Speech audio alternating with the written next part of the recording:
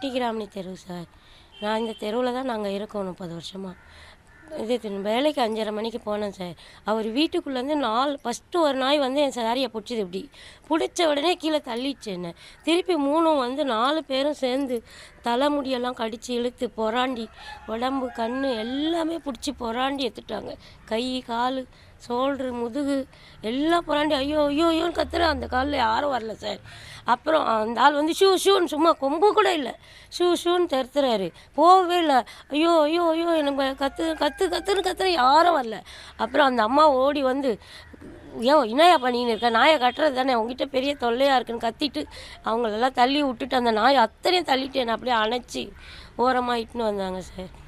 ரொம்ப எல்லாருமே இந்த ரிங்கு காது நகத்தில் மாட்டிக்கிச்சு. இந்த கம்மலோட அந்த மாட்டல் வந்து அதில் மாட்டி இழுத்து காதை அறுந்து 5 தையல் போட்டிருக்காங்க சார்.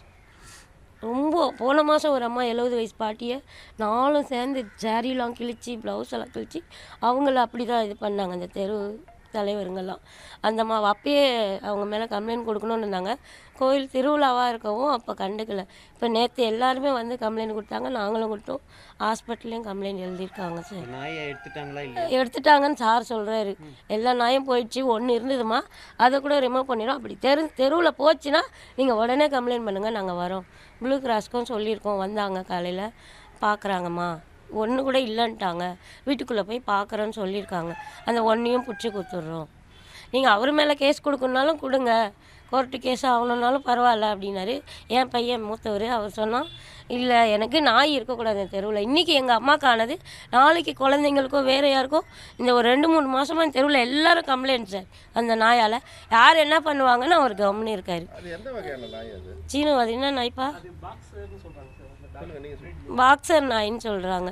ஃபுல்லாகவே 4மே ஒன்று போல் இருக்கும். வாய் பெருசாக காப்பி கலராக ஒன்றா இருக்கும். 4மே பெருசு சிறுசுன்னு ஒன்று அம்மா பெருசு. அதுதான் வந்து ஓடி வந்து அவங்க வீட்டு வாசலில் இருக்குது சார். நான் இப்படி ஓரமாக தான் போகிறேன். ஓடி வந்து இப்படி பிடிச்சோடனே நான் பயத்தில் உளுந்து ஒரே நெஞ்சு படப்பட நடிச்சிக்கிச்சு, கை கால் நடுங்குது. மீதி எல்லாம் வந்து அப்படி நகத்தை வச்சு முடி அவ்வளோ கொத்தாக எடுத்து காது கம்மலாக அறுத்து எல்லாம் என்ன சாரி எல்லாமே இழுத்து போட்டு கிழிச்சிட்டாங்க.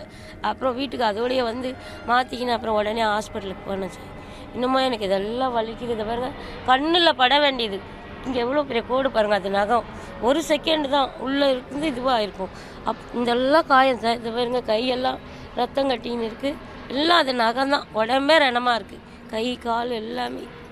பிளே ஸ்டோர் மற்றும் ஆப் ஸ்டோரில் இருந்து பாலிமர் செயலியை QR கோடு மூலம் பதிவிறக்கம் செய்யுங்கள். செய்திகளை உடனுக்குடன் பெறுங்கள்.